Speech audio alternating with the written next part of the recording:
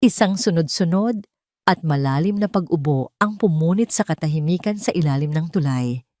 Ang tunog niyon ay tila kinakalawang na bisagra, na pilit ibinubukas isang tunog na nagdulot ng pamilyar na kilabot sa puso ni Zeke. Agad siyang napabangon mula sa pagkakasandal sa malamig na pader na semento ang kanyang mga mata ay mabilis na hinanap ang pinagmumulan ng ingay sa dilim. Si Theo ang kapatid niyang bunso na 1 taon at kalahating gulang pa lamang ay nanginginig sa loob ng improbisadong duyan na gawa sa lumang kumot. Ang munting dibdib nito ay mabilis na umaangat at bumababa at sa bawat paghinga ay may kasamang mahinang sipol, isang tunog na mas kinatatakutan ni Zeke kaysa sa dagundong ng mga sasakyang dumaraan sa ibabaw nila. Theo, shh, andito lang si Kuya. Bulong ni Zeke, ang kanyang boses ay garalgal dahil sa pag-aalala. Maingat niyang binuhat ang maliit na katawan at inupo ito. Ginamit niya ang isang kamay para suportahan ang likod ng sanggol habang ang isa naman ay marahang hinahagod ito, isang ritual na sa paulit-ulit niyang paggawa ay naging kaisa na ng kanyang paghinga. Sa isang sulok sa ibabaw ng patong-patong na karton ay mahimbing na natutulog si Leah.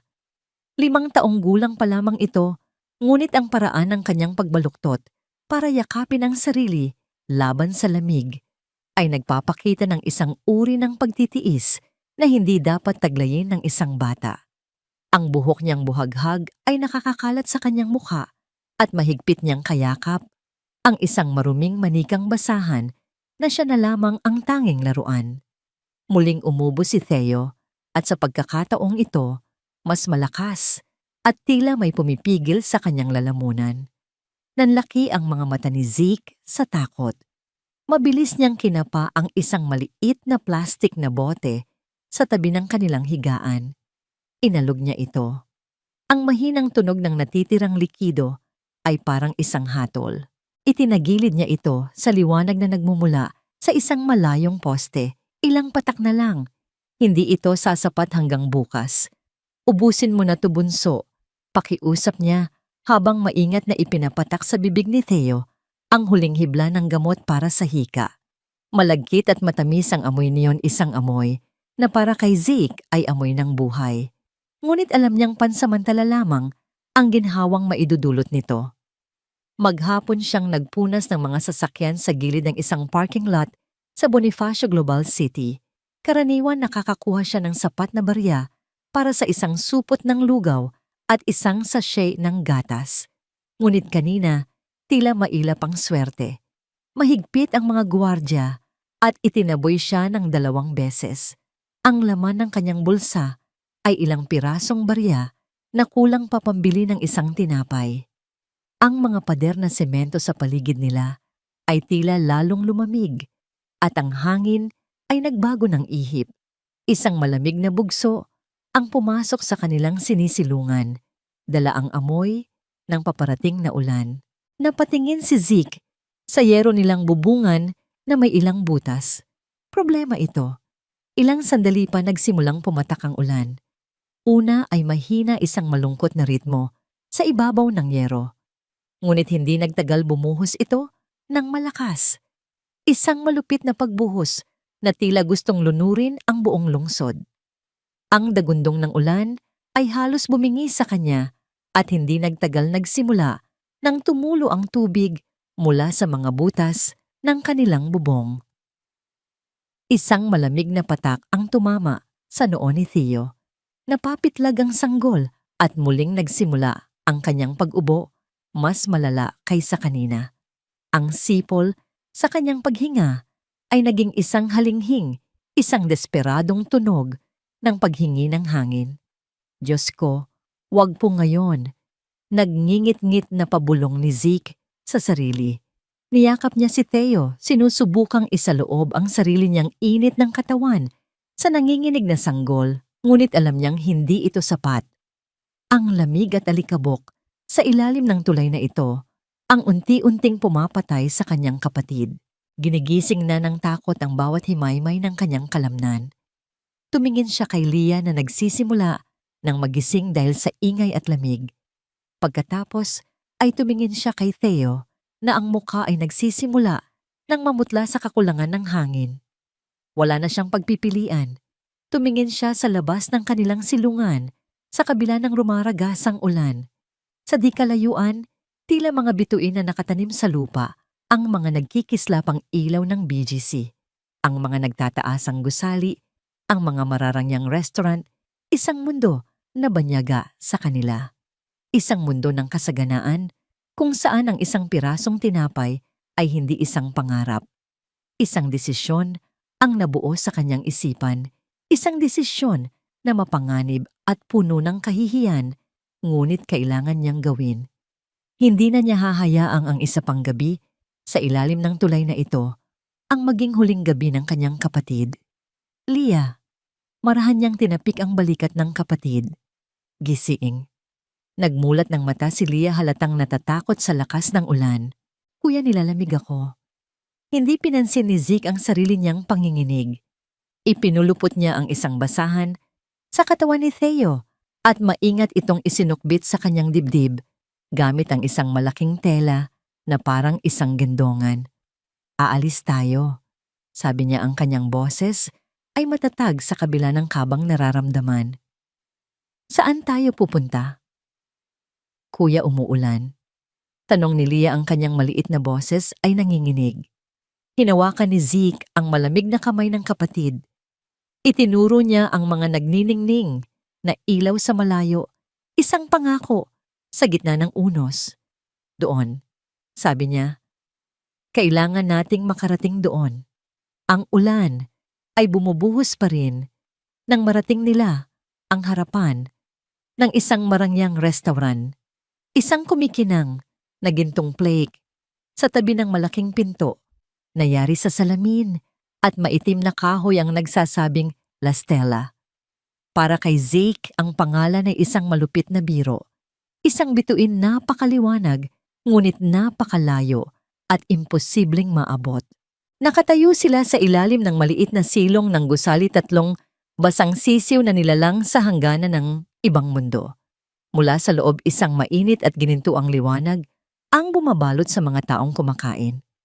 Ang kanilang mga kasuotan ay tuyo, ang kanilang mga tawa ay mahina at kampante. Naririnig ni Zeke ang mahinang kalansing ng mga kubyertos laban sa mga plato, isang musika na hindi kailanman para sa kanila. Ang salamin na naghihiwalay sa kanila sa loob ay hindi lang basta salamin, ito ay isang pader. Isang hindi nakikitang pader na binuo ng pera, kapangyarihan at katayuan sa buhay. Kuya, ang bango. Bulong ni Leah, ang kanyang mga mata ay nanlalaki habang nakatitig sa isang pamilya na masayang pinagsasaluhan ang isang pagkalaki-laking pizza. Isang malakas na tunog ang narinig mula sa tiyan ni Leah at napayakap ito sa binti ng kapatid. Mas humigpit ang pagkakayakap ni Zeke kay Theo. Ang init mula sa katawan ng sanggol ay tila nababawasan at ang balat nito ay malagkit at malamig. Ang paghinga nito ay mas hirap, isang laban sa bawat paghingi ng hangin. Kailangan nilang makahanap ng tulong. Ngayon na, nakita ni Zeke ang isang gwardiya na nakatayo malapit sa pasukan. Matangkad ito at malapad ang balikat, ang kanyang uniforme ay plansado at malinis. Nag-ipon ng lakas ng loob si Zeke at marahang lumapit habang pilit na itinago si Leah sa kanyang likuran. Mama! Mamang gwardiya! Nagsimula si Zeke, ang kanyang boses ay nanginginig dahil sa pinaghalong lamig at kaba. Pwede po bang makahingi ng tulong? Kahit konting tubig lang po na maligamgam para sa kapatid ko. May sakit po siya. Hindi man lang lumingon ng maayos ang gwardiya. Ang mga mata nito ay mabilis siyang sinuri, mula ulo hanggang paa, at isang ekspresyon ng pandidiri ang gumuhit sa mukha nito. Huwag dito. Bawal ang pulubi dito. Lumayo kayo, nakakasagabal kayo sa mga customer. Ang mga salita ay tila sampal sa mukha ni Zeke. Hindi po kami namamalimos. Mabilis niyang sagot, isang kislap ng orgulyo ang gumitaw sa kanyang mga mata.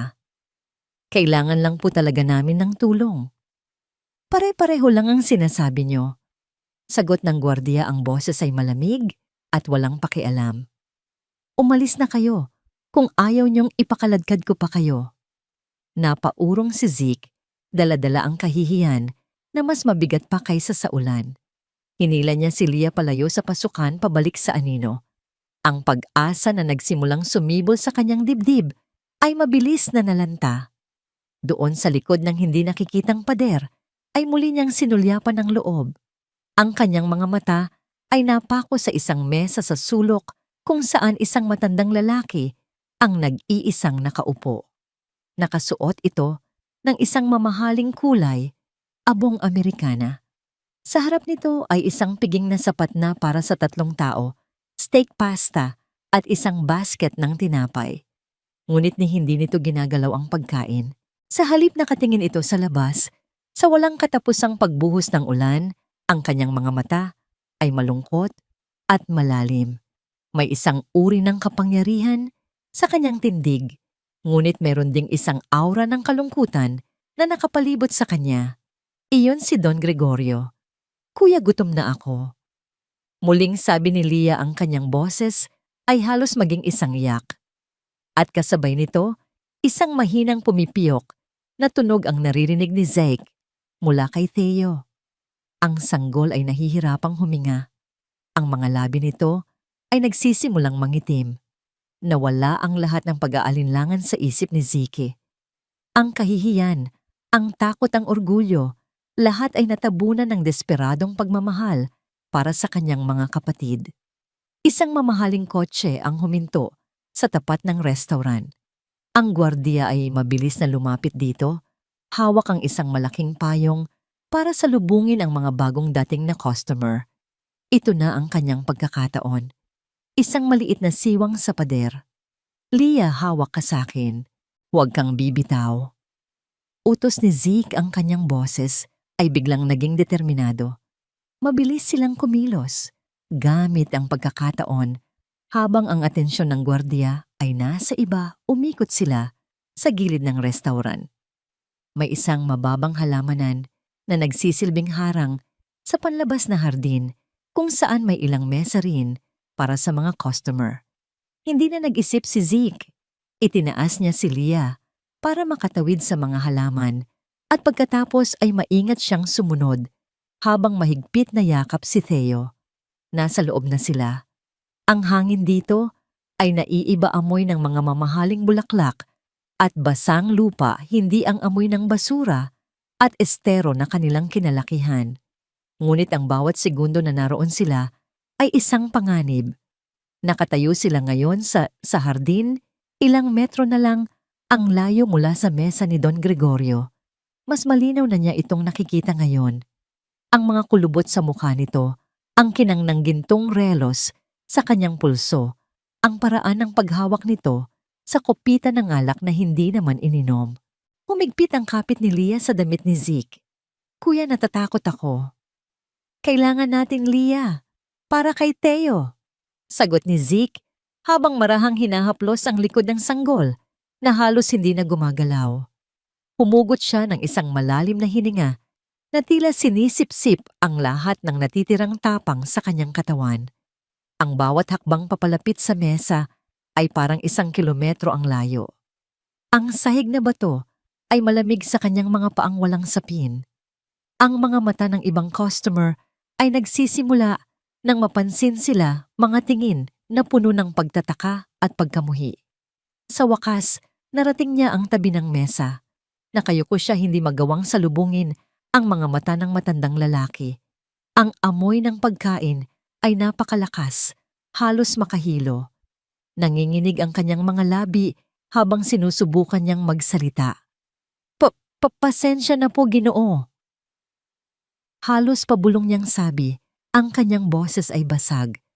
At halos hindi marinig sa gitna ng tunog ng ulan at ng mahinang musika sa loob. Dahan-dahang itinaas ni Don Gregorio ang kanyang ulo. Ang mga mata niya sa ilalim ng manipis na salamin ay kasing lamig ng yelo at kasing talim ng bubog. Walang awa, walang simpatiya, isang tingin na tila tumatagos kay Zeke. Sinusuri ang bawat hibla ng kanyang pagkatao at hinahatulan ito bilang walang kwenta. Bago pa man makapagsalita si Zeke muli, bago pa man makahugot ng hininga para ipagpatuloy ang kanyang pagmamakaawa, isang malakas na boses ang pumunit sa kanilang pagitan. "Hoy, anong ginagawa niyo dito? Sinabi ko nang umalis kayo." Isang matipunong waiter, ang mabilis na lumapit ang mukha ay namumula sa galit. Tila isang personal na insulto sa kanya ang pagkakaroon ng mga batang kalye sa kanyang teritoryo. Ang takot na mapagalitan ng manager ay mas matindi kaysa sa anumang habag na maaaring mayroon siya. "Sandali lang po, sir. Yung kapatid ko po." Sinubukan ni Zeke na magpaliwanag, ngunit huli na ang lahat. Para itaboy sila palayo, marahas siyang itinulak ng waiter sa balikat.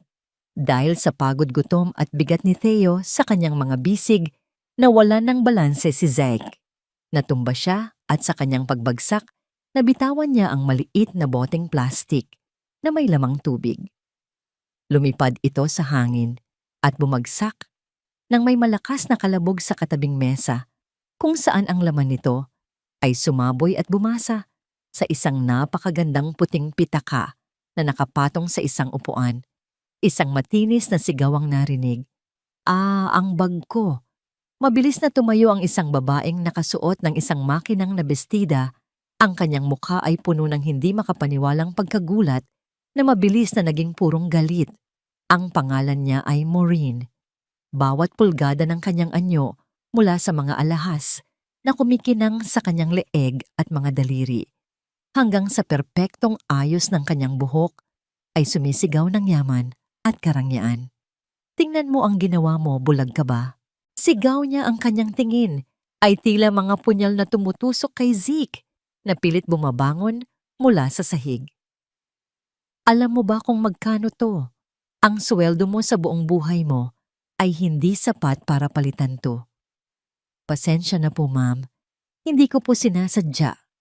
Sabi ni Zeke. Ang kanyang boses ay nanginginig. Niyakap niya si Leah na umiiyak na sa takot. Ngunit ang paghingi ng tawad ay parang gasolina lang na ibinuhos sa apoy. Lumapit si Maureen. Ang kanyang mukha ay napilipit sa matinding pandidiri. "Pasensya. Sa tingin mo ba ay may magagawa ang pasensya mo? Mga basura. Paano nakapasok ang mga ganitong klaseng tao dito? Sinasabi ko na nga ba, dapat may sariling lugar ang mga hayop na tulad ninyo." Ang salitang basura at hayop ay tumama kay Zeke nang mas masakit kaysa sa pagkakatulak sa kanya. Ang lahat ng tao sa restaurant ay nakatingin na ngayon sa kanila, hindi dahil sa awa, kundi dahil sa panunood sa isang eksena. Siya ang sentro ng atensyon, isang marumi na kakadiring palabas. Pagkatapos isang bagay na hindi inaasahan ang nangyari. Sa sobrang galit ni Maureen sa isang kilos na puno, ng paghamak kinuha niya ang kanyang kopita ng alak mula sa mesa. Isang mamahaling pulang alak na ang kulay ay kasing lalim ng dugo. Walang babala, ibinuhos niya ito. Isang malamig na agos ng alak ang tumama sa mukha ni Zeke. Ang mapulang likido ay dumaloy sa kanyang buhok, sa kanyang mga pisngi, at tumulo sa kanyang maruming damit. Lumilikha ng isang mantsa na tila isang sariwang sugat. Isang kolektibong paghinga ng pagkagulat ang narinig mula sa ibang mga customer. Ang buong restaurant ay biglang natahimik. Maging ang waiter na nagtulak sa kanya ay natigilan. Nakatayo lang doon si Zeke, hindi gumagalaw. Hindi dahil sa lamig ng alak, kundi dahil sa bigat ng kahihiyan. Ang mga luhang kanina pa niya pinipigilan ay nagsimula nang bumagsak humahalo sa pulang alak sa kanyang mukha. Pakiramdam niya ay hinubaran siya ng buong pagkatao sa harap ng lahat. Ang katahimikan ay sinira ng isang nakakabinging sigaw mula kay Leah. "Kuya!" At sa gitna ng lahat ng kaguluhan, sa gitna ng sigaw, sa gitna ng mga matang mapanghusga, ang pinakamasamang posibleng mangyari ay nangyari. Ang maliit na katawan ni Theo sa mga bisig ni Zeke na kanina pa nakikipaglaban para sa hangin ay biglang nanigas. At pagkatapos, ito'y ganap na lumambot. Ang mahinang sipol sa kanyang paghinga ay nawala. Ang pumalit dito ay isang nakakatakot na katahimikan. Theo, bulong ni Zeke ang kanyang atensyon, ay biglang nabaling mula sa kanyang kahihiyan patungo sa isang mas malaking takot. Tinapik niya ang pisngi ng sanggol. Theo, bunso. Walang tugon. Ang mga labi ng sanggol ay asul na. Ang mga mata nito ay nakapikit. Sa sobrang gulat at pagkasindak na bitawan ni Zeke ang kanyang pagkakakapit, napaluhod siya sa sahig. Sa kanyang paggalaw, isang bagay ang nahulog mula sa punit na bulsa ng kanyang pantalon. Isang luma at gasgas na relos na may basag na salamin. Gumulong ito sa makintab na sahig na porselana, gumagawa ng isang maliit malungkot na tunog. Hanggang sa ito ay huminto mismong sa dulo ng isang mamahalin at makintab na sapatos na katad. Ang sapatos ni Don Gregorio. Ang oras ay tila huminto sa loob ng lastela. Ang bulungan ng mga tao, ang iyak ni Leah, ang nag-aalalang boses ng manager, lahat ay naging isang malayong ugong sa pandinig ni Don Gregorio. Ang kanyang buong mundo ay lumiit at nagkasya sa isang maliit lumang relos na nakahandusay sa sahig.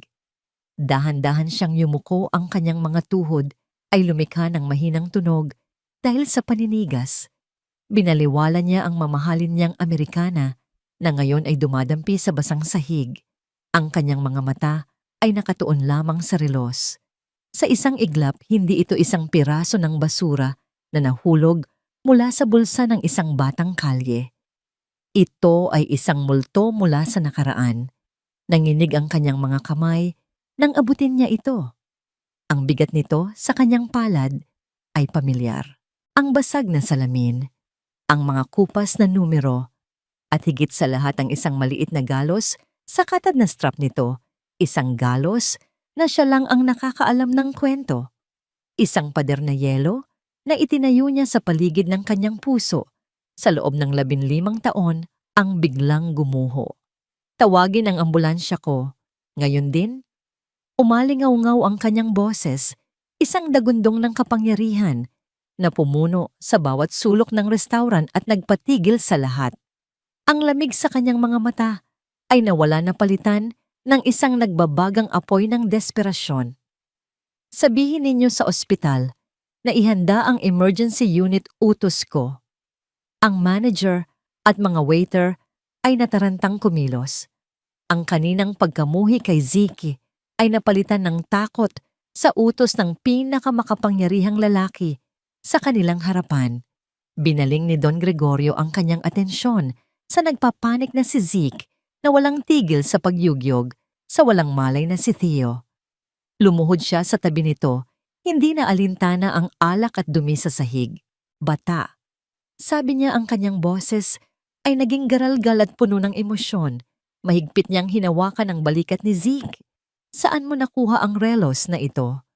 Tumingala si Zeke, ang kanyang mukha ay puno ng luha at pagkalito. Ano po? Ang kapatid ko po. Sagutin mo ako. Giit ni Don Gregorio. Iwinawasiwas ang relos sa harap ng mukha ng bata. Napakahalaga nito. Sabihin mo sa akin ang totoo. Sa gitna ng kanyang pagkasindak, nakita ni Zeke ang kakaibang kislap sa mga mata ng matanda. Hindi galit, kundi isang bagay na mas malalim, isang uri ng matinding sakit. Sa tatay ko po. Humikbi si Zeke. Bigay niya po sa akin bago siya mamatay sa aksidente. Si Adrian po ang pangalan niya. Ang pangalang Adrian ay tumama kay Don Gregorio na parang isang malakas na dagok sa dibdib. Anong sinabi niya sa'yo tungkol dito? Sabi niya po, itago mo ito, anak. Huwag na huwag mong ibebenta. Balang araw iuuwi tayo nito. Ang mga salita ay tila isang susing nagbukas sa isang nakakandadong silid sa alaala ni Don Gregorio. Kasabay noon, dumating ang mga mediko Dala ang isang stretcher. Mabilis nilang inasikaso si Theo, nilagyan ng maliit na oxygen mask at maingat na inilipat sa stretcher. Sumama kayo sa akin. Utos ni Don Gregorio kay Zeke at sa umiiyak na si Leah. Habang mabilis silang lumabas ng restaurant, iniiwan ang isang silid na puno ng mga naguguluhang tao at isang basag na katahimikan. Ang mga pasilyo ng ospital ay puti at napakalinaw, isang malaking kaibahan sa mundong alam ni na Zeke at Leah. Nakaupo sila sa isang mahabang upuan sa labas ng emergency room, dalawang basang sisiw na naliligaw sa isang lugar na hindi para sa kanila. Isinugod si Theo sa loob at ang tanging naririnig na lang nila ay ang mga nagmamadaling yapak at mga terminong medikal na hindi nila maintindihan. Umupo si Don Gregorio sa di kalayuan, ngunit hindi sa kanila nakatingin. Nakatitig siya sa relos na nasa kanyang palad na tila ito ang pinakamahalagang bagay sa buong mundo. Isang assistant na nakasombrero ang mabilis na lumapit sa kanya at may ibinulong. Gawin ninyo ang lahat, mariing utos ni Don Gregorio. Kailangan ko ng resulta ng DNA test, agad-agad. Habang naghihintay, dinala siya ng kanyang isipan pabalik sa nakaraan. 15 taon na ang nakalilipas. Isang masayang alaala. Inabot niya ang bagong-bagong relos sa kanyang kaisa-isang anak na si Adrian sa ika-21 kaarawan na nito. Para hindi mo makalimutan ang oras at para hindi mo ako makalimutan siya. Biro niya noon, pagkatapos isa pang alaala. Si Adrian, karga-karga, ang isang taong gulang na si Zeke. Sinusubukan nitong ayusin ang isang sirang laruang kotse ng bata gamit ang isang maliit na screwdriver. Biglang dumulas ang kamay ni Adrian at ang dulo ng screwdriver ay gumuhit ng isang malalim na galos sa katad na strap ng relos. "Naku, Papa," sabi ni Adrian na may halong panghihinayang. Ngumiti lang si Don Gregorio. "Hayaan mo na, anak. Ngayon, may kwento na ang relos na yan." At ang huling alaala, ang pinakamasakit. Isang tawag sa telepono sa gitna ng gabi.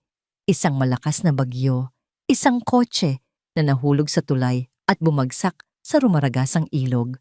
Ang asawa ni Adrian natagpuan. Ngunit si Adrian at ang maliit na si Zeke hindi kailanman nakita. Ipinagpalagay ng lahat na tinangay sila ng agos ang kanilang mga katawan ay nilamon ng ilog magpakailanman. Isang patak ng luha ang kumawala mula sa mata ni Don Gregorio at pumatak sa basag na salamin ng relos. Sa buong mga taon na yon, inakala niyang patay na ang kanyang anak at apo.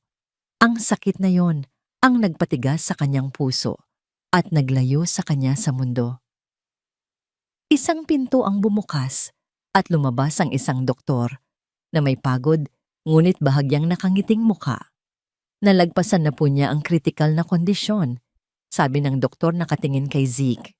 Napakababa ng kanyang resistensya dahil sa malnutrisyon pero malakas ang kanyang puso. Kailangan niya ng masusing pag-aalaga pero mabubuhay siya. Isang malakas na paghikbi ng pasasalamat ang kumawala kay Zeke. Niyakap niya si Leah na sa wakas ay ngumiti sa unang pagkakataon sa gabing iyon.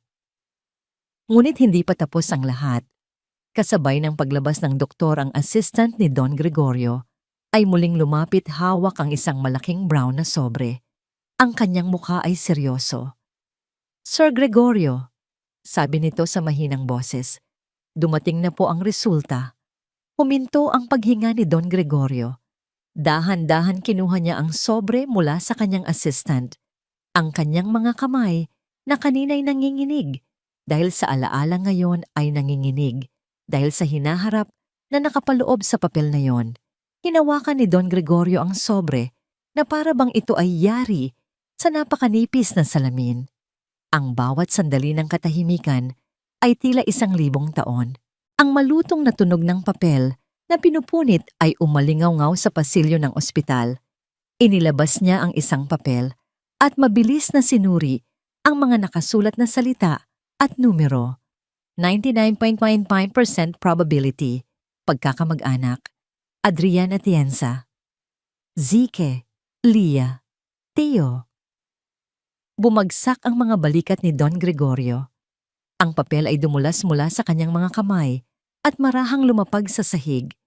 Isang malalim na hikbi, isang tunog na puno ng sakit at pasasalamat na naipon sa loob ng 15 taon ang kumawala mula sa kanyang dibdib. Dahan-dahan siyang napayuko at sa kauna-unahang pagkakataon sa harap ng ibang tao, ang bakal na maskara ng bilyonaryo ay gumuho at ipinakita ang isang lolong nasasabik at nasasaktan. Dahan-dahan siyang lumakad papalapit kay Zeke, ang kanyang mga mata ay puno ng mga luhang hindi na napigilan. Inilagay niya ang kanyang nanginginig na kamay sa balikat ng bata. Zeke! Nabasag ang kanyang boses. Ang tatay ninyo, si Adrian. Anak ko siya. Huminga siya ng malalim at ang mga sumunod na salita ay nagpabago sa mundo ng mga bata magpakailanman. Ako ang lolo ninyo. Hindi agad na proseso ni Zeke ang mga salita. Lolo ang salita ay banyaga sa kanyang pandinig. Ang tanging pamilya na kilala niya ay ang 2 kapatid na ngayon ay nakakapit sa kanya. Paanong ang makapangyarihang lalaking ito na kanina lang ay isang estranghero ay biglang naging kanilang lolo? Ito ay isang kwento mula sa mga pelikula.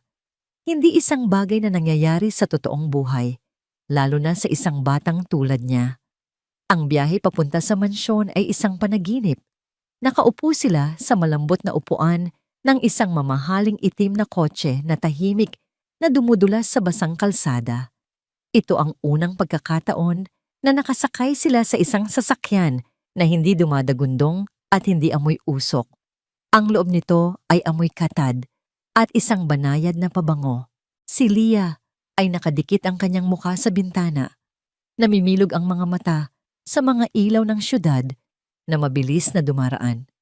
Si Zeke naman ay tahimik lang mahigpit na hawak ang kamay ni Lia sa isang kamay at sa kabila naman ay ang lumang relos ng kanyang ama.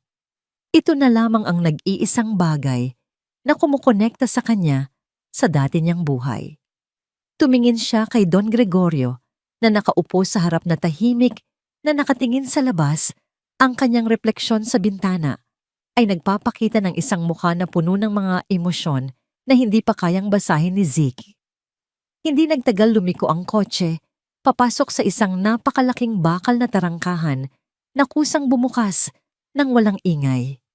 Isang mahabang daan na may mga ilaw sa gilid ang kanilang tinahak na nagtatapos sa isang bahay. Ngunit hindi ito basta bahay, ito ay isang palasyo. Mayroon itong malalaking haliging bato, mga bintanang salamin na kumikinang at isang malawak na hardin na mas malaki pa sa lahat ng lugar na tinirhan nila. Pinagsama-sama, nang bumukas ang malaking pinto na yari sa kahoy, isang hilera ng mga taong nakauniporme ang sumalubong sa kanila. Ang kanilang mga mata ay puno ng pagtataka. Ang mga tingin nila ay dumapo sa marurumi nilang damit sa kanilang mga paang walang sapin sa ibabaw ng makintab na sahig na marmol at sa takot sa kanilang mga mukha. Ihanda ninyo ang mga silid, malinis na damit, pagkain, at tawagan ninyo ang pinakamahusay na pediatrician sa bansa para kay Teo. Utos ni Don Gregorio, ang kanyang boses ay muling naging puno ng awtoridad. 2 babaeng katulong ang maingat na lumapit sa kanila. Halina kayo mga bata, sabi ng isa sa malumanay na boses. Dinala sila sa isang banyo na mas malaki pa sa kanilang buong tirahan sa ilalim ng tulay. Ang mainit na tubig mula sa shower ay isang luho na matagal nang kinalimutan ni Zeke. Habang hinuhugasan niya ang dumi at ang natuyong pulang alak mula sa kanyang katawan, pakiramdam niya ay hinuhugasan din niya ang bigat ng mga taon ng paghihirap. Binigyan sila ng mga bagong damit. Si Lia ay tuwang-tuwa sa isang simpleng dilaw na bestida na napakalambot sa kanyang balat. Si Zeke naman ay nakaramdam ng pagkailang sa malinis na t-shirt at pantalon. Pakiramdam niya ay nakasuot siya ng isang costume na siya ay isang impostor sa lugar na ito. Nang bumaba sila malinis na at nakabihis dinala sila sa isang napakalaking sala. Isang nagliliyab na apoy ang nasa loob ng isang chimenea at isang chandelier na tila ulan ng mga bituin ang nakasabit sa mataas na kisame. Nakatayo doon si Don Gregorio, nakatingin sa kanila. Sa kauna-unahang pagkakataon, isang maliit malungkot na ngiti ang sumilay sa kanyang mga labi. Ngunit ang sandaling iyon ay biglang naputol. Isang matinis na tunog ng takong na humahampas sa marmol na sahig ang narinig nila mula sa malaking hagdanan. Isang babae na nasa mga 40 anyos ang bumaba. Nakasuot ito ng isang eleganteng itim na damit, ang kanyang buhok ay perpektong nakapusod at ang kanyang mukha ay puno ng matalas na katalinuhan at malamig na pagmamataas. Ito si Eileen, Tito Gregorio. Sabi niya, ang kanyang boses ay matamis ngunit may bahid ng lason. Nakabalik na pala kayo. Nag-alala kami. Sino? Sino ang mga ito? Ang kanyang tingin ay dumapo kina Zeke at Leah, hindi bilang mga bata, kundi bilang mga insekto na naligaw sa kanyang malinis na bahay. Tumayo ng tuwid si Don Gregorio, ang kanyang nangiti ay naglaho. Eileen, sila ang dahilan kung bakit ako natagalan. Humakbang siya at inilagay ang kanyang mga kamay sa mga balikat ni Zeke at Leah, isang kilos ng pag-aari at proteksyon. Sila si Zeke at Leah Atienza at ang kapatid nilang si Theo na nasa ospital pa. Sila ang mga anak ni Adrian. Hinarap niya si Eileen, ang kanyang mga mata ay nag-aapoy. Sila ang mga apo ko. Ang pagkagulat sa mukha ni Eileen ay mabilis na napalitan ng isang bagay na mas madilim, galit at takot. Ang kanyang perpektong ngiti ay nanigas. Tiningnan niya ang mga bata na may halong pagkamuhi na hindi niya sinubukang itago. Tumalikod si Eileen na para bang hindi niya kayang tagalan ang tanawin. Habang paalis, huminto siya sa tabi ng mayordoma, sapat na malakas para marinig ni Zeke ang kanyang sinabi. Mag-ingat kayo sa mga gamit sa mansyon. Bulong niya na may kasamang panunuya. Hindi natin alam kung anong mga masasamang gawi ang nadala nila mula sa kalsada. Narinig iyon ni Zeke. Bawat salita ay tumusok sa kanya na parang maliliit na karayom. Ang init ng mainit na paligo ay biglang nawala, napalitan ng isang pamilyar na lamig. Kinuyom niya ang kanyang mga kamao. Doon niya naintindihan. Ang laban para mabuhay sa lansangan ay tapos na. Ngunit isang bagong uri ng laban ang nagsisimula pa lamang sa loob mismo ng mansyon na ito. Isang malakas na pag-iyak ang gumising kay Zeke mula sa isang magulong panaginip. Sa unang pagkakataon, sa loob ng maraming taon, natulog siya sa isang malambot na kama, sa ilalim ng isang kumot na amoy sariwa at hindi amoy alikabok. Ngunit ang tunog ng paghikbi ng kanyang kapatid ay mas malakas kaysa sa anumang kaginhawaan. Agad siyang napabangon at lumabas ng silid. Sa malawak na pasilyo na may makapal na karpet, natagpuan niya si Leah na nakaupo sa sahig, ang kanyang mga maliliit na balikat ay nanginginig. Ang kanyang bagong dilaw na bestida ay lukot na dahil sa kanyang pag-iyak. Leah, anong nangyari? Tanong ni Zeke, lumuhod sa tabi nito. Si Muning kuya. Humikbi si Leah, itinuturo ang kanyang mga kamay na walang laman. Si Muning ang pangalan ng kanyang sira-sirang manikang basahan na gawa pa ng kanilang ina mula sa mga retaso. Ito ang nag-iisang bagay na natira sa kanya mula sa kanilang nakaraan. Kinuha po siya ni Tita Eileen. Sabi niya basura daw po. Isang mainit na galit ang mabilis na umakyat sa dibdib ni Zeke. Ang manika ay hindi lang isang laruan. Ito ang kanilang alaala. Tumayo siya, ang kanyang mga kamao ay nakakuyom sa kanyang tagiliran. Hinanap niya si Eileen at natagpuan ito sa grandeng sala, nagbibigay ng mga utos sa mayordoma habang umiinom ng kape. Ang kanyang postura ay perpekto. Ang kanyang ekspresyon ay puno ng pagiging abala na para bang ang mundo ay umiikot sa kanya. Ma'am Eileen, nagsimula si Zeke pilit na pinapanatiling magalang ang kanyang boses.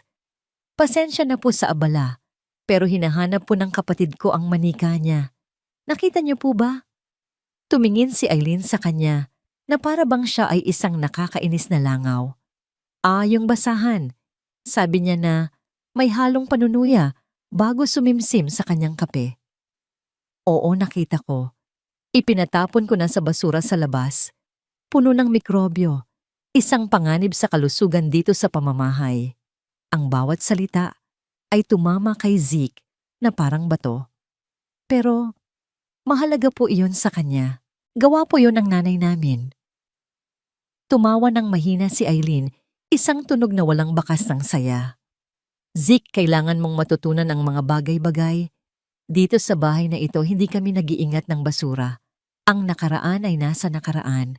Kung gusto ng kapatid mo ng manika, bibigyan ko siya ng 100. Mga bago malinis at mamahalin. Hindi niyo po naiintindihan. Giit ni Zeke, ang kanyang boses ay nagsisimula ng tumaas. Hindi po tungkol sa pagiging bago. Tungkol po iyon sa alaala. At ang mga alaala ninyo ay mula sa kalsada. Malamig na sagot ni Eileen, ibinababa ang kanyang tasa. Isang lugar na puno ng sakit at dumi. Bakit ninyo gugustuhing dalhin iyon dito?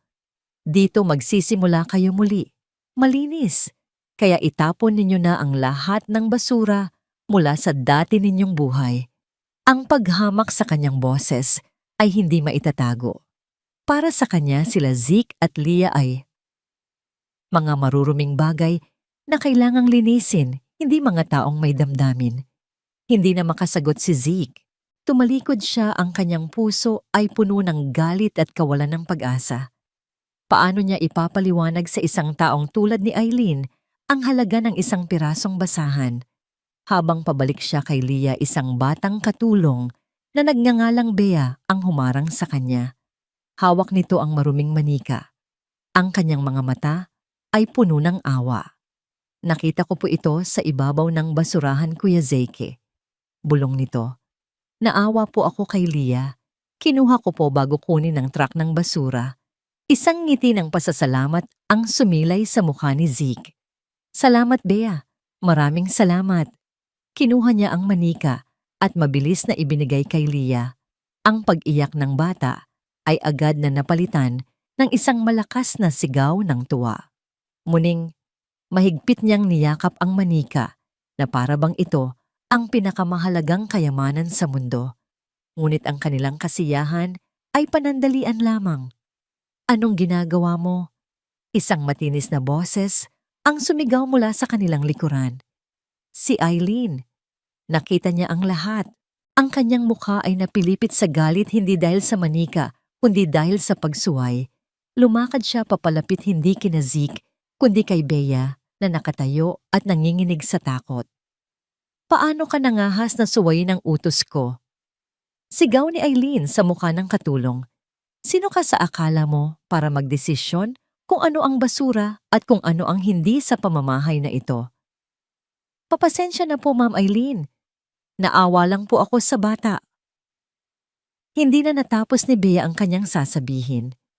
Isang malutong na sampal ang dumapo sa pisngi ni Bea. Ang tunog niyon ay umaling-aungaw sa malawak na sala, kasing lakas ng isang putok ng baril sa katahimikan. Napasigaw si Leah sa takot. Natulala si Zeke. Ang pulang marka ng kamay ni Eileen ay malinaw na bakas sa pisngi ng umiiyak na katulong. Iyon na ang huling patak. Isang bagay sa loob ni Zeke ang sumabog. Ang lahat ng galit, lahat ng kahihiyan sa restaurant, lahat ng pagtitimpi ay nawala. Ang nakita na lamang niya ay isang malupit na babae na nananakit ng isang taong walang kalaban-laban dahil lamang sa isang simpleng kabutihan. Tama na. Sigaw ni Zeke, ang kanyang boses ay basag at puno ng galit na hindi niya alam na taglay niya pala. Itinuro niya si Eileen, ang kanyang mga daliri ay nanginginig.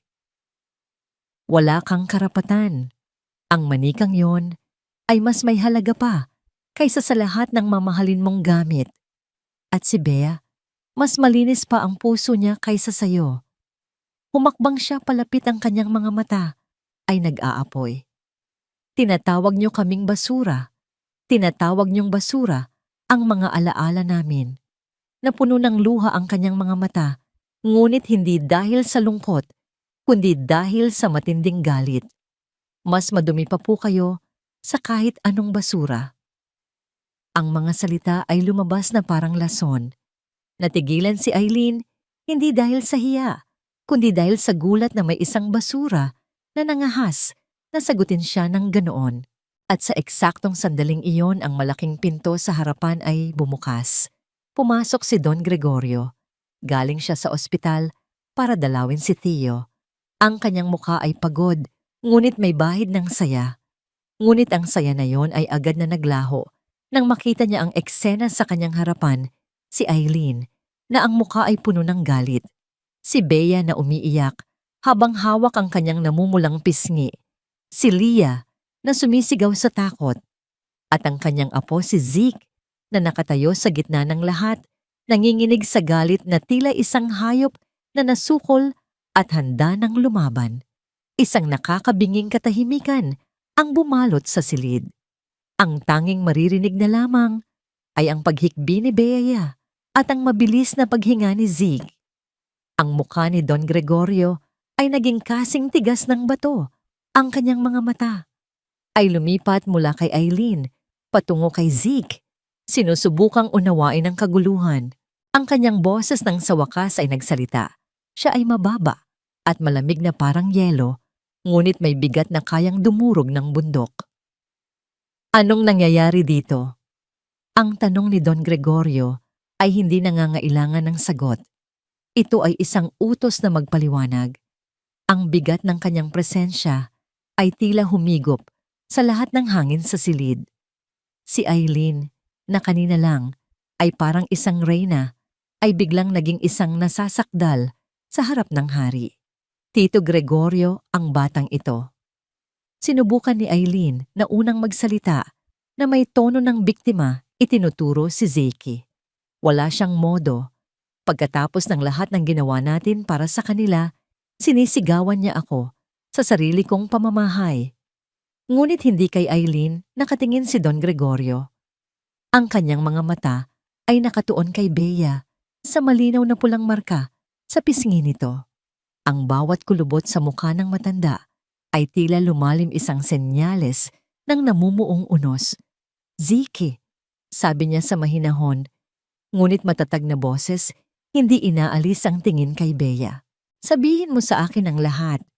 Nanginginig pa rin, ngunit may bagong lakas ng loob na nahanap. Ikinuwento ni Zeke ang lahat mula sa pagkawala ng manika ni Leah hanggang sa kabaitan ni Bea at nagtapos sa malupit na sampal ni Eileen. Hindi niya binawasan, hindi niya dinagdagan. Sinabi niya lamang ang katotohanan. Sa bawat salita ni Zeke, ang mukha ni Eileen ay lalong namumutla. Nang matapos si Zeke, isang mahabang katahimikan ang muling bumalot sa kanila. Pagkatapos dahan-dahang ibinaling ni Don Gregorio ang kanyang tingin kay Eileen. Ang lamig sa kanyang mga mata ay sapat na para magpayelo ng apoy. Sa pamamahay ko, Eileen, nagsimula siya, ang kanyang boses ay mababa at puno ng panganib. Hindi natin sinasaktan ang mga taong mas mahina sa atin. At hindi natin tinatawag na basura ang mga bagay na mahalaga sa puso ng isang bata. Pero tito, isa lang siyang katulong. At ang katulong na yan, putol ni Don Gregorio, ay nagpakita ng mas malaking puso at respeto kaysa sa ipinakita mo ngayon. Humingi ka ng tawad. Halos mapasigaw si Eileen sa hindi makapaniwala. Humingi ka ng tawad kay Bea, ulit ni Don Gregorio. At sa pagkakataong ito, may diin sa bawat salita na hindi tumatanggap ng pagtanggi. At humingi ka ng tawad sa mga apo ko. Ang pagmamataas ni Eileen ay nakipaglaban sa takot niya kay Don Gregorio. Sa huli nanalo ang takot. Nakakuyom ang kanyang mga kamao at sa pamamagitan ng mga nagngingit-ngit ng ngipin, Bumulong siya ng isang pilit na pasensya na kay Beyay at pagkatapos ay sa mga bata nang hindi man lang sila tinitingnan. Ang kanyang mga mata ay nag-aapoy sa galit at kahihiyan, isang pangako ng paghihiganti. Mabuti, sabi ni Don Gregorio. Ngayon iwan mo kami. Walang imik na tumalikod si Eileen at mabilis na umakyat sa hagdan. Ang bawat hakbang ay puno ng natalong galit. Nang sila na lang ang natira, lumuhod si Don Gregorio sa harap ni Lia. Maingat niyang kinuha ang maruming manika. Ito ba si Muning? Tanong niya sa malumanay na boses. Tumango si Lia, medyo takot pa rin. Ngumiti si Don Gregorio. Isang napakagandang pangalan. Simula ngayon walang sino man ang tatawag sa kanya na basura. Pangako ko yan. Pagkatapos tumayo siya at hinarap si Zeki. Dinala niya ito sa kanyang malawak na aklatan, isang santuwaryo, ng katadlumang papel at tahimik na kapangyarihan. Umupo ka, Zeke. Sabi niya, itinuturo ang dalawang malalaking upuang katad sa harap ng isang lamesang yari sa Darkwood. Naupo si Zeke, pakiramdam niya ay maliit siya sa loob ng napakalaking silid. Ang ginawa mo kanina, ang pagsigaw mo kay Eileen, ay mali. Seryosong sabi ni Don Gregorio. Natigilan si Zeke na gulat. Ang galit ay isang sandata ng mga taong nawala na ng kontrol. Dito sa mundong ito, Zeke, ang tunay na kapangyarihan, ay hindi nakikita sa lakas ng sigaw, kundi sa talas ng isip. Lumakad siya papunta sa bintana at tumingin sa malawak na hardin. Si Eileen at ang marami pang tulad niya. Titingnan kanila bilang isang banta, isang balakid sa kanilang mga plano. Gagamitin nila ang iyong nakaraan laban sa'yo. Tatawagin kanilang basura, pulubi. Walang pinag-aralan, umaasang masaktan ka at gumawa ng mali. Humarap siyang muli kay Zeke, ang kanyang mga mata ay seryoso at puno ng tindi. Ang unang aral na kailangan mong matutunan ay ito. Huwag mo silang hayaang manalo. Huwag mong hayaang ang kanilang mga salita ang magdikta kung sino ka. Ang nakaraan mo ay hindi ang iyong kahinaan. Ito ang iyong kalasag. Dahil nakita mo ang mundo sa paraang hindi nila kailanman makikita. Kinuha ni Don Gregorio ang isang makapal na libro mula sa estante at inilapag ito sa mesa sa harap ni Zeke. Magsisimula ka ng mag-aral, hindi lang sa eskwelahan. Tuturuan kita kung paano patakbuhin ang negosyo, kung paano makipag-usap sa mga tao, kung paano protektahan ang iyong mga kapatid. Hindi sa pamamagitan ng kamao o sigaw, kundi sa pamamagitan nito. Itinuro niya ang kanyang sentido. Sa mga sumunod na linggo, isang bagong routine ang nabuo. Ang umaga ni Zeke ay para sa isang private tutor na humahabol sa mga taon ng pag-aaral na nawala sa kanya. Ang hapon niya ay para kay Don Gregorio sa aklatan, kung saan ang mga financial report at kasaysayan ng kumpanya ang kanilang mga libro at ang kalikasan ng tao ang kanilang pinakamahalagang aralin. Si Lia at si Theo na nakalabas na ng ospital at ngayon ay isang malusog at bibong sanggol ay masayang namumuhay sa ilalim ng maingat na pag-aalaga ni Bea na tinaasan ng sweldo at ginawang personal na yaya ng mga bata bilang pasasalamat ni Don Gregorio. Ngunit habang si Zeke ay abala sa kanyang bagong mundo, hindi niya namalayan na si Eileen ay tahimik lang na nagmamasid mula sa dilim, naghihintay ng tamang pagkakataon. Isang gabi habang pauwi si Zeke mula sa isang pagbisita sa opisina ng kanyang lolo, dumaan siya sa may sala. Narinig niya ang boses ni Eileen mula sa bahagyang nakabukas na pinto ng isa pang silid. Ang kanyang boses ay pabulong at apurado nakikipag-usap sa telepono. Hindi kailangan nating magmadali. Narinig ni Zeke na sabi ni Eileen. Ang matanda masyado na siyang napapalapit sa bata. Kailangan nating kumilos bago niya baguhin ang testamento. Nagkaroon ng isang sandaling katahimikan.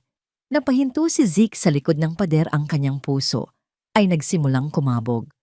Pagkatapos ay narinig niya ang huling mga salita ni Eileen, mga salitang nagpadala ng yelo sa kanyang mga ugat at nagbigay hudyat sa paparating na panganib. Hindi pa tayo tapos. Kailangan nating patunayan na mga manloloko lang sila bago maging huli ang lahat. Isang linggo ang lumipas na puno ng isang pekeng katahimikan. Si Eileen ay naging labis na mabait ngumingiti kina Zeke at Leah at nag-aalok pa ng mga laruan at matatamis. Ngunit sa likod ng kanyang mga ngiti, nakikita ni Zeke ang isang malamig na pagkalkula. Ito ay ang katahimikan bago ang isang malakas na bagyo. Ang bagyo ay dumating sa isang Miyerkules ng hapon. Nasa aklatan si Zeke, seryosong nakikinig sa paliwanag ng kanyang lolo tungkol sa isang financial report nang biglang bumukas ang pinto ng walang katok. Pumasok si Eileen, ang kanyang mukha ay balot ng isang perpektong maskara ng pag-aalala at pagkabalisa. Tito Gregorio, sabi niya, ang kanyang boses ay nanginginig na tila malapit ng umiyak. May masama pong nangyari. Napakunot ang noo ni Don Gregorio. Anong problema, Eileen? Ang pera po sa loob ng safety deposit box sa inyong opisina. Nawawala po. Tumayo si Don Gregorio, ang kanyang mukha ay agad na naging seryoso. Imposible. Ako lang ang nakakaalam ng kombinasyon. Yun nga po ang akala ko, sabi ni Eileen, at sa isang sandali, ang kanyang mga mata ay sumulyap kay Zeke, isang mabilis na sulyap na puno ng kahulugan. Ngunit kaninang umaga, nakita ko pong bukas ang pinto ng inyong opisina at nang suriin ko, isang malaking halaga po ang nawawala. Sumunod sila kay Eileen patungo sa personal na opisina ni Don Gregorio. Ang makapal na pinto ng bakal na vault na nakatago sa likod ng isang pintura ay bahagyang nakabukas. Ang loob nito ay magulo.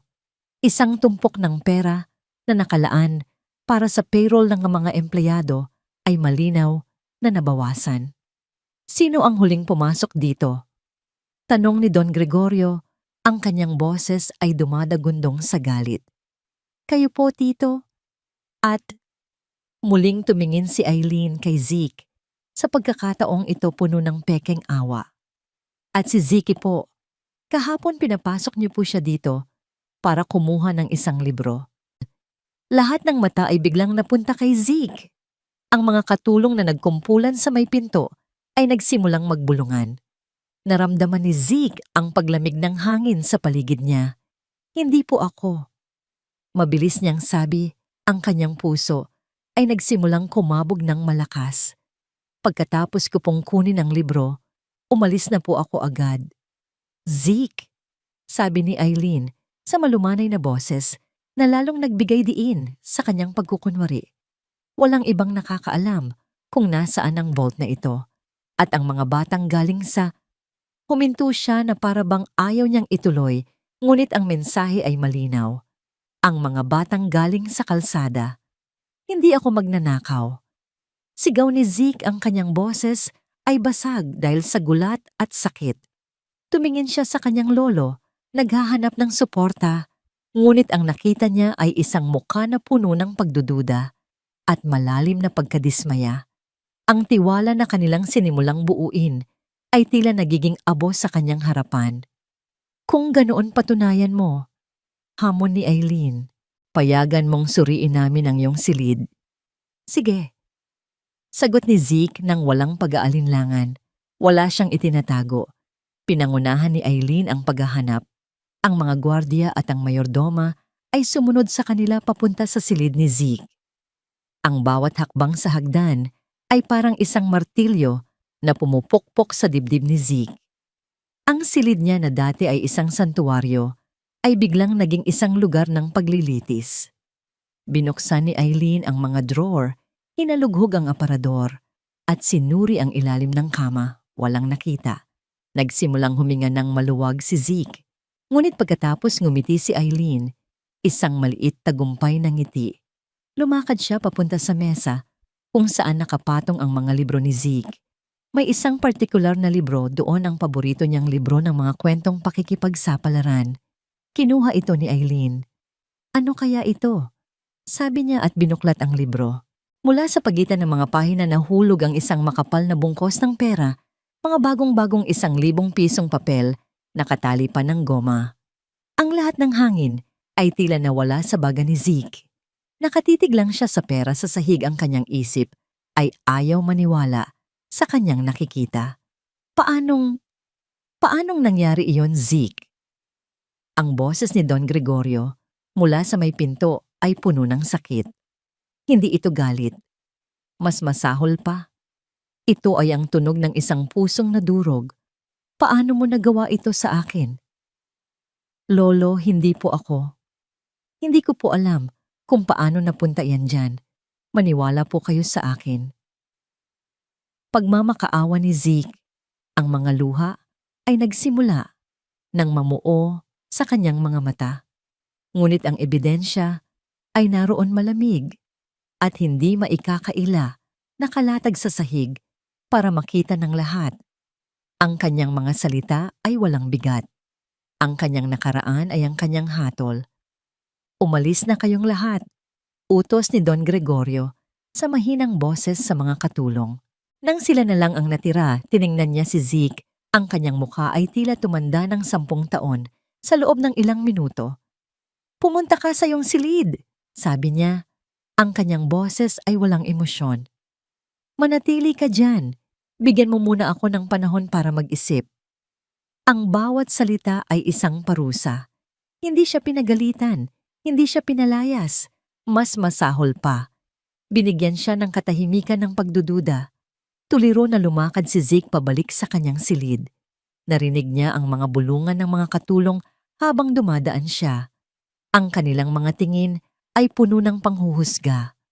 Ang mundo niya ay gumuho sa pangalawang pagkakataon. Ang tiwala na pinaghirapan niyang makuha ang pamilyang akala niya ay nahanap na niya lahat ay nawala dahil sa isang patibong na hindi niya nakita. Isinara niya ang pinto ng kanyang silid at sumandal dito na pahagulhol sa sahig. Ang marangyang silid ay naging isang ginintuang hawla. Ang lahat ng kanyang pinangarap ay naging isang bangungot. Maya-maya, isang mahinang katok ang narinig niya sa pinto. Kuya. Pumasok si Leah, ang kanyang mukha ay puno ng pag-aalala. Lumapit ito at niyakap ang kanyang nakatatandang kapatid. Kuya, bakit ka po umiiyak? Pinagalitan ka po ba ni Lolo? Umiling lang si Zeke, hindi makapagsalita. Kuya, muling sabi ni Leah, sa kanyang maliit at inosenteng boses habang hinahaplos ang buhok nito. Huwag ka na pong umiyak. Dahil po ba yon sa librong kinuha ni Tita Eileen? Tumingin si Zeke sa kanya naguguluhan. Anong ibig mong sabihin, Leah? Nakita ko po kasi si Tita Eileen kagabi. Kuya, sagot ng bata na para bang nagkukwento lang ng isang ordinaryong bagay. Pumasok po siya dito sa kwarto mo noong tulog ka na. Akala ko po may kukunin lang siya. Kinuha niya po yung libro mo. Tapos po may nilagay siya sa loob bago niya ibalik sa mesa. Ang mga salita ni Leah ay tila isang kidlat na gumising sa nanlulumong diwa ni Zeke. Ang bigat sa kanyang dibdib ay biglang napalitan ng isang nag-aalab na determinasyon. Hindi ito isang laro ng swerte. Ito ay isang laban para sa kanyang pangalan, para sa kinabukasan ng kanyang mga kapatid, at para sa katotohanan. Mabilis niyang pinunasan ng kanyang mga luha. Leah, sabi niya hinawakan ang maliliit na balikat ng kapatid. Ang sinabi mo, napakahalaga niyan. Handa ka bang sabihin iyan kay Lolo? Tumango si Leah, ang kanyang mga mata ay puno ng tiwala sa kanyang kuya. Opo, kuya. Ayaw ko po siyang maging masama sa'yo. Humugot ng malalim na hininga si Zeke. Ito na. Oras na para harapin ang ahas sa kanyang sariling lungga. Mabilis siyang lumabas ng silid, hawak ang kamay ni Leah. Hindi siya kumatok. Dire-diretso siyang pumasok sa aklatan kung saan nakaupo si Don Gregorio. Ang kanyang likod ay nakaharap sa pinto, nakatingin sa malawak na bintana. na tila pinagmamasdan ang paglubog ng araw at ng kanyang pag-asa. Si Eileen ay nakatayo sa isang tabi, may isang tasa ng tsaa sa kamay. Ang kanyang mukha ay nagpapakita ng isang perpektong halo ng pag-aalala para sa kanyang tito at kasiyahan sa kanyang tagumpay. "Lolo?" sabi ni Zeke, ang kanyang boses ay matatag at malinaw, walang bakas ng pag-iyak kanina. Lumingon si Don Gregorio, ang kanyang mukha ay pagod. "Zeke, sinabi ko na, kailangan niyo po itong marinig." Putol ni Zeke, hindi dahil sa kawalan ng respeto, kundi dahil sa pangangailangan. Iginiya niya si Lia sa harap. "Lia anak, sabihin mo kay Lolo kung ano ang nakita mo kagabi." Sa kanyang inosenteng boses, isinalaysay ni Lia ang lahat. Kung paano siya nagising para uminom ng tubig at nakita niyang bukas ang pinto ng kwarto ni Zeke at kung paano niya nakita si Eileen na pumasok kinuha ang libro at may inilagay sa loob nito. Habang nagsasalita si Lia, ang pekeng pag-aalala sa mukha ni Eileen ay nagsimulang maglaho, napalitan ng pagkataranta. Isang kasinungalingan. Mabilis niyang sabi, tumatawa ng pilit. "Tito Gregorio, huwag kayong maniwala sa isang bata. Tinuruan lang siya ng kapatid niya kung ano ang sasabihin para makalusot sa kanyang pagnanakaw. Kung ganun, bakit mo alam kung aling libro ang bubuklatin?" Hamon ni Zeke, ang kanyang mga mata ay nakatitig ng diretso kay Eileen. "Sa dami ng libro sa mesa, paano mo nalaman na doon mismo sa paborito kong libro nakatago ang pera?" Natigilan si Eileen, isang butas sa kanyang perpektong plano. Iito'y nagkataon lamang. Depensa niya, ang kanyang boses ay nagsisimula ng tumaas. "Sinuri ko lang lahat ng libro." "Hindi." Malamig na sabi ni Don Gregorio. Hindi na siya nakatingin sa bintana.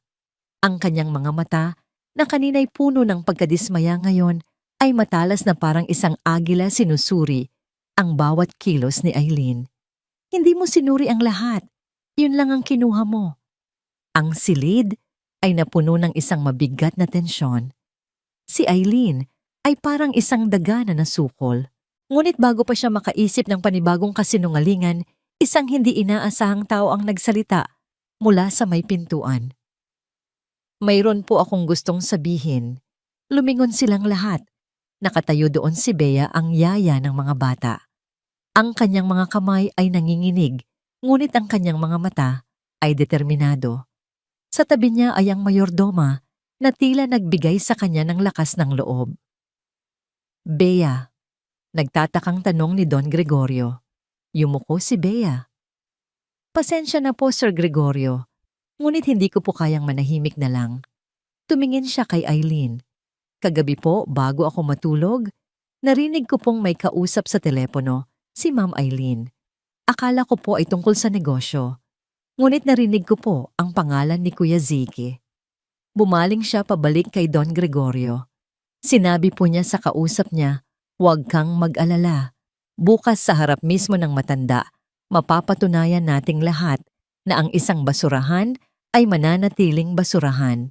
Hindi ko po naintindihan noon, pero ngayon, ang bawat salita ni Bea ay parang isang pako na ipinupukpok sa kabaong ng mga kasinungalingan ni Eileen. Ang mukha ni Eileen ay nawalan na ng lahat ng kulay. Ngunit hindi pa tapos ang lahat. "At mayroon pa," sabi ni Don Gregorio. Tumayo siya at lumakad papunta sa isang malaking painting sa dingding. Itinabi niya ito, at sa likod nito ay isang maliit at halos hindi mapansing security camera. "Nakalimutan mo yata ang isang ito, Eileen," sabi ni Don Gregorio. "Ipinakabit ko ito matapos ang isang insidente ng pagnanakaw dito sa Aklatan. Maraming taon na ang nakalilipas at dahil ang aking opisina ay konektado sa Aklatan."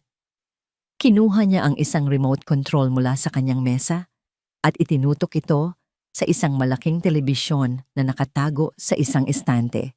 Pindot niya ng isang buton. Lumiwanag ang screen. Ipinakita nito ang isang itim at puting kuha mula sa isang anggulo sa itaas ng silid ni Zeg. Ang oras na nakatatak sa ibaba ay 2:17 a.m. Malinaw na ipinakita sa video ang isang anino na maingat na pumasok sa silid. Lumakad ito papunta sa mesa, kinuha ang libro, at maingat na isinilid ang isang bagay sa loob nito mula sa bulsa. Ang anino ay si Eileen, isang malakas na pagsinghap ang narinig sa silid. Hindi na maitatanggi, hindi na maikakaila. Ang katotohanan sa kanyang buong kaluwalhatian ay naroon para makita ng lahat. Napaluhod si Eileen sa sahig, ang kanyang maskara ay tuluyan ng nabasag, iniiwan ang isang mukha na puno ng purong pagkatalo at pagkamuhi. Bakit, tanong ni Don Gregorio, ang kanyang boses ay hindi galit, kundi puno ng isang malalim at nakakapagod na kalungkutan. Bakit, Eileen? Sumigaw si Eileen, isang sigaw na puno ng inggit at galit na naipon sa loob ng maraming taon. Dahil hindi ito patas. Naglingkod ako sa iyo sa loob ng maraming taon. Ako dapat ang magmamana ng lahat ng ito. Hindi ang mga batang pulubi na ito na basta na lang sumulpot mula sa kung saan. Tumayo si Don Gregorio sa kanyang buong taas, ang kanyang anino ay tila lumamon kay Eileen. Ang awa sa kanyang mga mata ay nawala na palitan ng isang malamig at matigas na desisyon. Bea Mayordoma, sabi niya, hindi inaalis ang tingin kay Eileen. Tawagin ang mga gwardya. Tumingin siya sa kanyang natalong pamangkin na nakaluhod sa sahig. Ang kanyang mga mata ay naging kasing tigas ng bakal.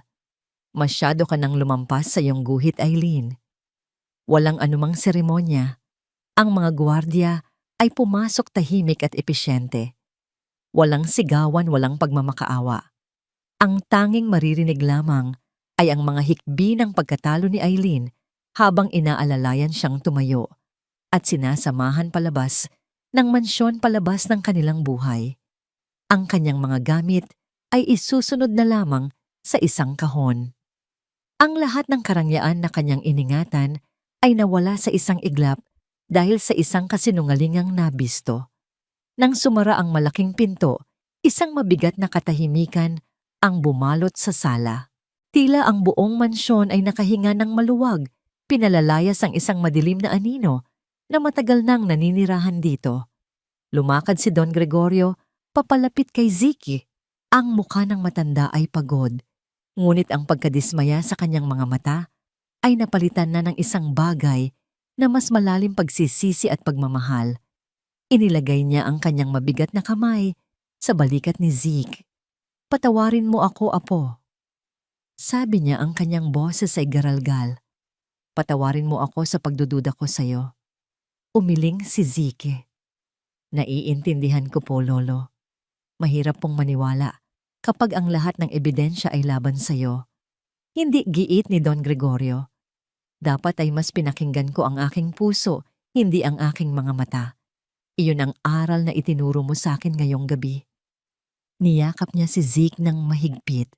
At sa yakap na yon, naramdaman ni Zeke na ang huling piraso ng pader sa pagitan nila ay tuluyan ng gumuho. Sa wakas, pakiramdam niya ay tunay na siyang kabilang. 6 na buwan ang lumipas. Ang sikat ng araw sa umaga ay malayang pumapasok sa mga bintana ng mansyon ng mga atyensa, nagdadala ng init at pangako ng isang bagong araw. Ang hangin ay hindi na mabigat dahil sa tensyon. Sa halip, ito'y puno ng tunog ng tawanan ni Leah habang hinahabol ang isang makulay na bola sa malawak na hardin. Si Theo na ngayon ay isang malusog at bibong bata ay masayang pumapalakpak habang sinusubukang habulin ng kanyang ate. Nakatayo si Zeke sa isang malawak na balkonahe sa ikalawang palapag, nakasuot ng isang malinis at plansadong uniforme ng eskwelahan. Hindi na ito ang damit na pakiramdam niya ay isang costume. Ito na ang kanyang uniforme. Nakatingin siya sa tarangkahan sa di kalayuan. Inaalala ang gabing iyon. Nabasang-basa sila. Sa ulan, takot at walang pag-asa. Napakabilis ng pagbabago. Ngunit hindi niya kinalimutan. Bawat linggo sinisigurado niyang magtabi ng bahagi ng kanyang allowance. At kasama si Bea binibisita nila ang mga lugar kung saan dati siyang naglalagi Nagbibigay ng pagkain at tulong sa mga batang nakikipaglaban pa rin sa buhay na dati niyang kinasadlakan. Lumabas si Don Gregorio sa balkonahe may dalang 2 tasa ng mainit na tsokolate. Ang dating malamig at malungkot na bilyonaryo ay mayroon ng isang banayad na ngiti na laging nakaguhit sa kanyang mga labi. "Handa ka na ba? Sa eskwela, apo?" tanong niya. Tumango si ZK, tinanggap ang tasa. "Opo, lolo.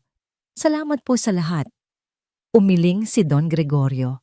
"Huwag kang magpasalamat sa akin. Pasalamatan mo ang iyong sarili. Ang katapatan mo, iyon ang nagligtas sa ating lahat." Isang araw dinala ni Don Gregorio si Zeke pabalik sa La Stella, hindi bilang mga pulubi na nagmamakaawa kundi bilang ang may-ari. Habang kumakain sila, isang pamilyar na babae ang lumapit sa kanilang mesa. Ang kanyang nangiti ay pilit at puno ng pagnanais na mapansin. Si Maureen.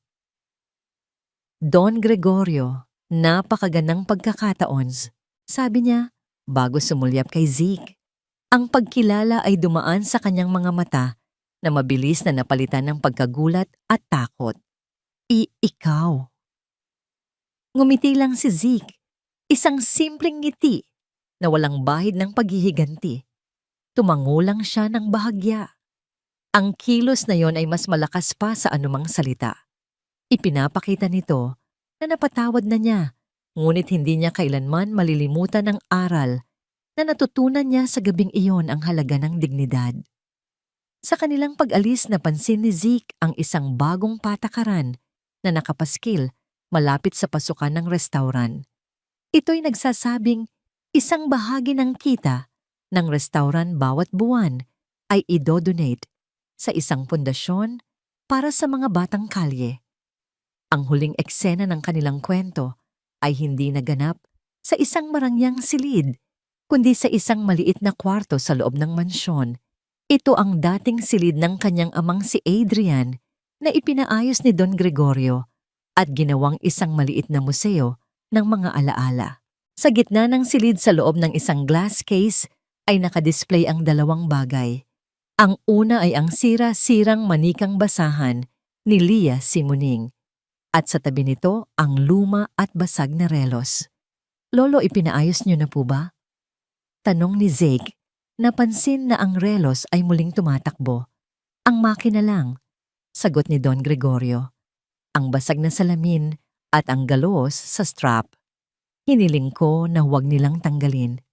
Binuksan niya ang glass case at kinuha ang relos. "Sabi ng tatay mo balang araw iuuwi kayo nito." Sabi ng matanda, ang kanyang boses ay puno ng damdamin. Tama siya. Ikinabit ni Don Gregorio ang relos sa pulso ni Zeke. Sakto ito, na para bang doon talaga ito nararapat. "Ang yaman, Zeke, ay maaaring mawala," sabi ni Don Gregorio, hinawakan ng kamay ng kanyang apo. "Ngunit ang iniwan sa iyo ng iyong ama, ang katapatan, ang dignidad, at ang pagmamahal sa pamilya, iyan ang tunay na pamana. Iyan ang hindi mananakaw ni numan." Niyakap ni Zeke ang kanyang lolo habang si Leah at Theo ay pumasok sa silid at sumali sa kanilang yakapan. 4 silang nakatayo sa gitna ng mga alaala.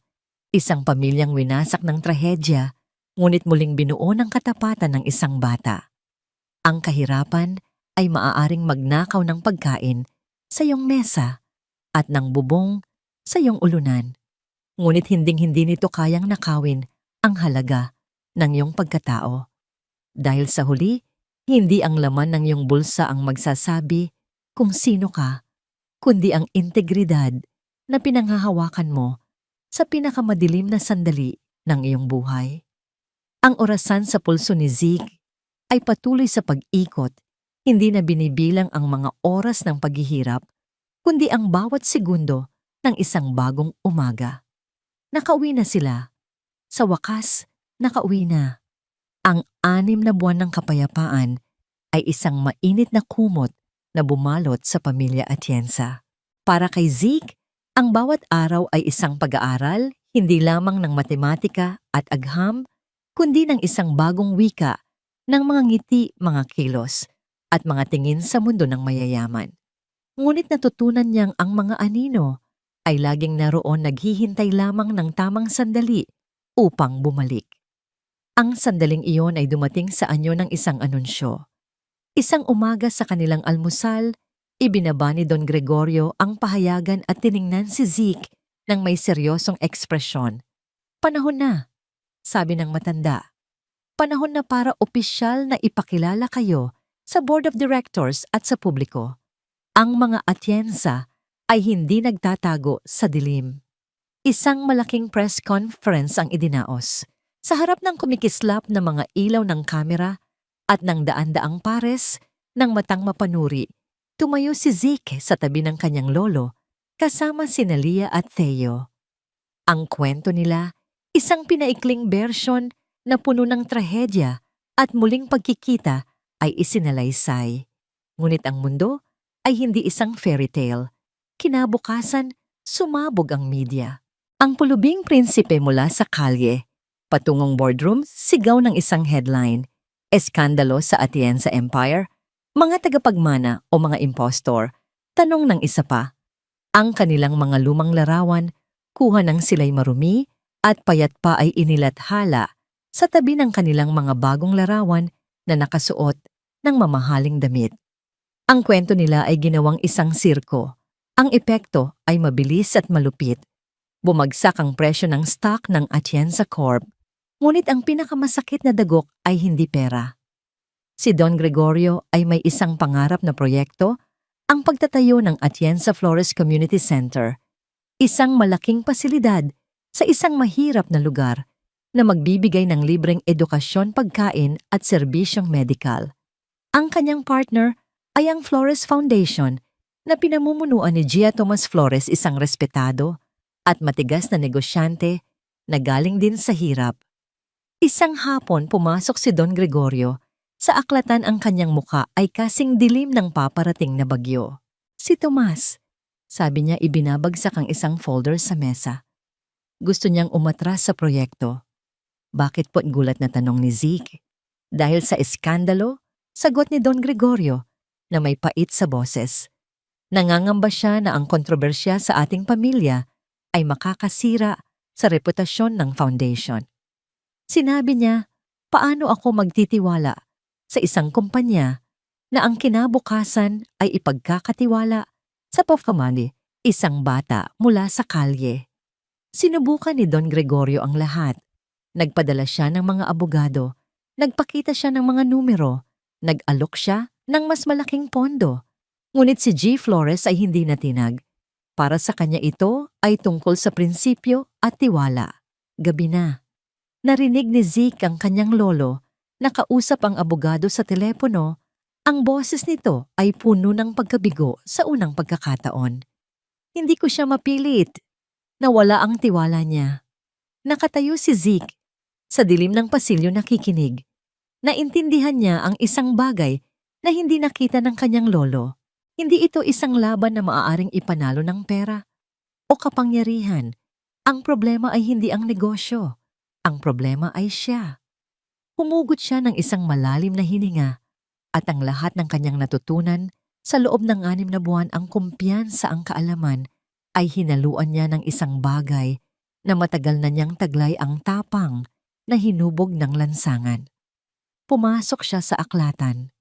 "Lolo, sabi niya, ang kanyang boses ay kalmado ngunit puno ng determinasyon.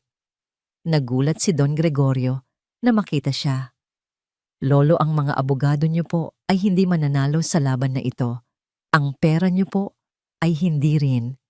Napakunot ang noo ng matanda. "Anong ibig mong sabihin?" "Ang problema po niya ay ako," sabi ni Zeke. "Kaya dapat ako po ang humarap sa kanya." Tumingin siya ng diretso sa mga mata ng kanyang lolo. At sa mga mata na yon, nakita ni Don Gregorio hindi na lamang ang isang batang lalaki, kundi ang anino ng isang lider. "Lolo, payagan niyo po akong subukan sa sarili ko pong paraan." Hindi nag-set si Zeke ng meeting sa isang marangyang boardroom. Sa halip, humiling siya na makipagkita kay G. Flores Sa mismong lote kung saan dapat itatayo ang community center, isang maalikabok at bakanteng lupa na napapaligiran ng mga barong-barong. Dumating siya ng mag-isa, nakasuot ng simpleng polo shirt at pantalon, walang abogadong kasama. Si G. Flores ay naghihintay sa loob ng kanyang kotse, halatang naiinis. Bata, sinayang mo lang ang oras ko. Nasabi ko na ang desisyon ko sa lolo mo. Alam ko po, Ginoo, sagot ni Zeke. Hindi po ako naparito para pag-usapan ang kontrata. Naparito po ako para pag-usapan ang lupaing ito. Itinuro ni Zeke ang paligid. Nakikita niyo po ba yung eskinita sa dulo? Doon po kami dating natutulog ng mga kapatid ko kapag malakas ang ulan. At yung ilalim po ng tulay na yon, iyon po ang bahay namin sa loob ng 1 taon. Natigilan si G. Flores. Bumaba siya ng kotse. Hindi ko po hihilingin sa inyo na magtiwala sa akin bilang isang atyensa. Patuloy ni Zeke, ang kanyang boses ay hindi nagmamakaawa, kundi nagsasabi lamang ng katotohanan. Hihilingin ko po sa inyo na makinig sa akin bilang isang taong nakakaalam kung ano ang pakiramdam ng matulog ng gutom. Nakakaalam kung ano ang tunog ng ubo ng isang kapatid na hindi mo mapaggamot. At nakakaalam kung gaano kahalaga ang isang lugar na tulad ng itatayo natin dito. Hindi siya nagsalita tungkol sa stock market o sa reputasyon. Nagsalita siya tungkol sa pag-asa. Inilarawan niya kung paanong ang isang libreng pagkain mula sa center ay maaaring maging pagkakaiba sa pagitan ng buhay at kamatayan.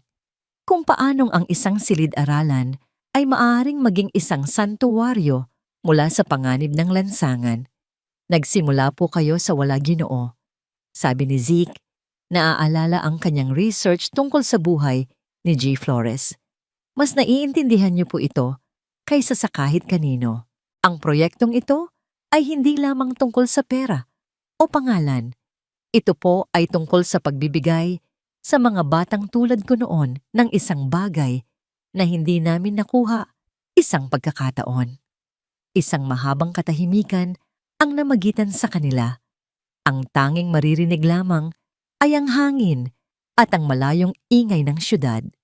Sa wakas nagsalita si G. Flores at sa unang pagkakataon, wala nang tigas sa kanyang boses. Ang lolo mo, sinubukan niyang kumbinsihin ako gamit ang kanyang kapangyarihan. Ikaw, kinumbinsi mo ako gamit ang iyong nakaraan. Ngumiti siya ng bahagya. Hindi ako mamumuhunan sa Atienza Corporation dahil sa iskandalo. Mamumuhunan ako sa'yo. Kinabukasan ng deal ay muling nabuhay. Ang balita ay kumalat sa mundo ng negosyo.